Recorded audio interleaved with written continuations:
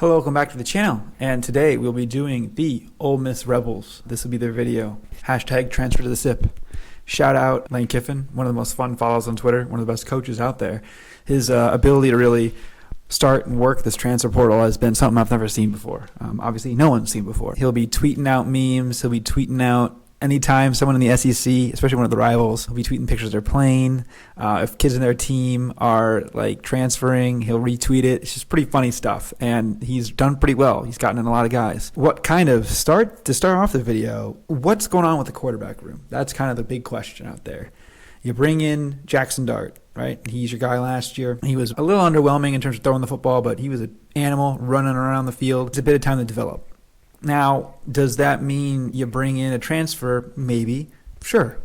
No problem. Bring in Walker Howard from LSU. He was a 4 or 5-star recruit. I think he was 4-star last season. Played for the Tigers. I don't think he got any snaps, but he's now over, I guess what that'd be. To Ole Miss in Oxford. And then all of a sudden, Spencer Sanders, right before the bell, comes in as well. The 6, 7, 8, 10, 9, 15, however long he's been there for. Seems like he's been there for a long time. I believe it's only been 5 years. The Oklahoma State quarterback. He had a little bit of a down year this year, but last year he was about an inch or two away from potentially the playoff with last-second stand by Baylor and Dave Aranda and the rest of those guys out there in that championship game. They had that 4th and goal. Like they swept it to the pylon, and he just got tackled down right at the end. That was it. They would have been in the playoff if not for that one, but unfortunately for them, they didn't get it. Now, Spencer Sanders finds himself a member of the Hotty Toddy crew over in Oxford. So it's going to be very interesting to see what's going on with their quarterback situation. I think it'll be probably the most interesting one out there, maybe over in Tennessee. But, you brought in 2 transfers in addition to the guy that you had, your 5-star recruit coming in. And now it's like, all right, so what's going on? Spring ball will be awesome. It'd be good to see. I assume at least one of these guys will portal out.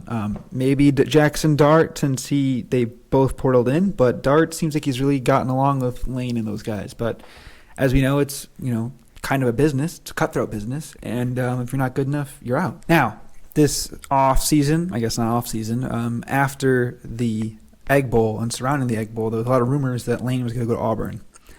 I believed him too. Hook, line, and sinker, fell for it. But obviously he signed a long-term extension with Ole Miss. Now, will he stay for the whole extension? Who knows? But for the foreseeable future, he's going to be in Oxford. If a bigger job opens, if Alabama or something else opens up, maybe he'll make the move. The rest of the things we have here is a very, very tough schedule. You start with Mercer, easy. Your first out-of-conference game at Tulane, right? They're high on my winners list.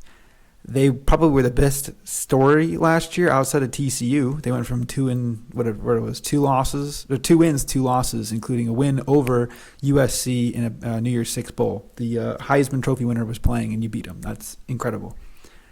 Then you come home and you play Georgia Tech, another Power 5 team. New coach, new system, probably a bit early for them to get ready and up for it all the way. But again, not a blow-off. Like usually, you schedule these cupcakes. They have 2 solid games.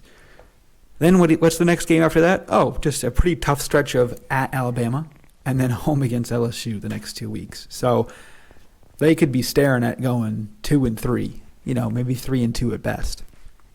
Then they go and they come home. LSU will be at home, but they come home and they're playing Arkansas.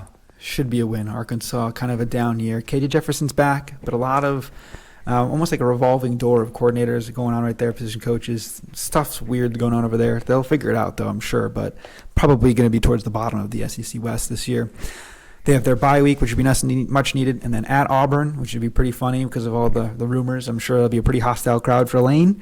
They should win that one. And they have Vanderbilt as a crossover, which is nice, but as we'll see in a second here, the other crossover game, not so much.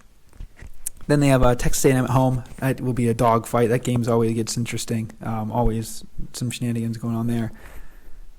Their other crossover game for Saturday, November 11th, is at Georgia. So good luck there. I like my guy Lane a lot, but good luck. And then they play Louisiana Monroe Warhawks as their fake game. The SEC gets like their second bye week basically. And then the end of the year, obviously on Thursday, Thanksgiving, the Egg Bowl at night, which should be on the road this year, so a lot of cowbells. Obviously, the first Egg Bowl since the passing of Coach Leach, so that'll be a pretty emotional and charged-up game.